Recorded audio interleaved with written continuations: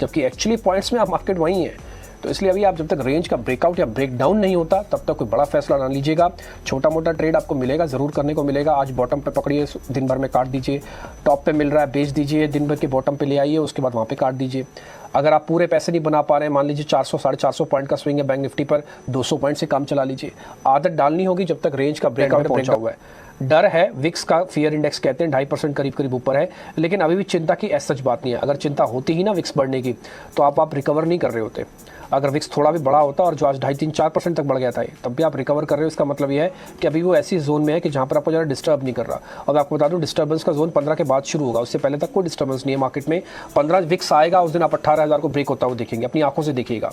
ये एक कॉम्बिनेशन होगा जो आपको जरूर दिखेगा। नीचे की तरफ में ध्यान रखना है कि कोई भी एक सपोर्ट लेवल यहाँ पे जो निफ्टी का अभी फिलहाल बन रहा है तो 18,220 का बनता है। 18,220 का लेवल हम यहाँ पे ब्रेक करते हैं तो हमें वापस से 18,100 तक का एक फॉल विटनेस करने को मिलेगा निफ्टी के अंदर। जो नेक्स्ट सपोर्ट लेवल, जो स्ट्रॉन्ग सपोर्ट लेवल यहाँ पे निफ्टी में दिखता है तो 18,050 का लेवल है, जो बहुत ही यहाँ पे एक स्ट्रॉन्ग सपोर्ट की तरफ एक्ट करेगा। बट जब तक जो शॉर्ट टर्म की रेंजेस है वो यहाँ पे क्रॉस नहीं होती है तो हमें कोई भी एक यहाँ पे सजेस्टिव ट्रेड नहीं है। इंडेक्स के अंदर रेंज स्पेसिफिक कारोबार करना होगा तो वो ध्यान में रेंज रखनी होगी।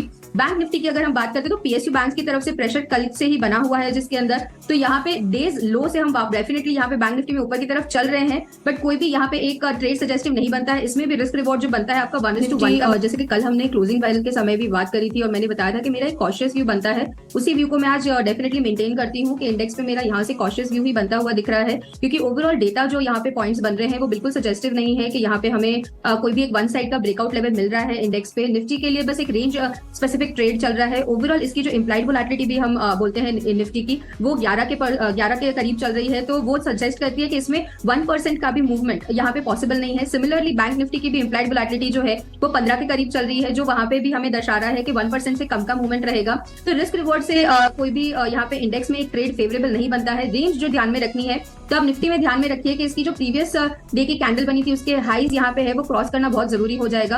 18,350 का लेवल है, वो क्रॉस करने के बाद हमें निफ्टी पे कोई भी एक बाय साइड का यहाँ पे ट्रेड देखने को मिल सकता है, जिसमें 18,500 का लेवल बनता है, जो हमें बात करते हैं पीएसयू बैंक की तरफ से प्रेशर कल से ही बना हुआ है, जिसके अंदर तो यहाँ पे डेज लो से हम डेफिनेटली यहाँ पे बैंक निफ्टी में ऊपर की तरफ चल रहे हैं, बट कोई भी यहाँ पे एक ट्रेड सजेस्टिव नहीं बनता है। इसमें भी रिस्क रिवॉर्ड जो बनता है आपका 1:1 का बन रहा है, तो इट्स नॉट सजेस्टिव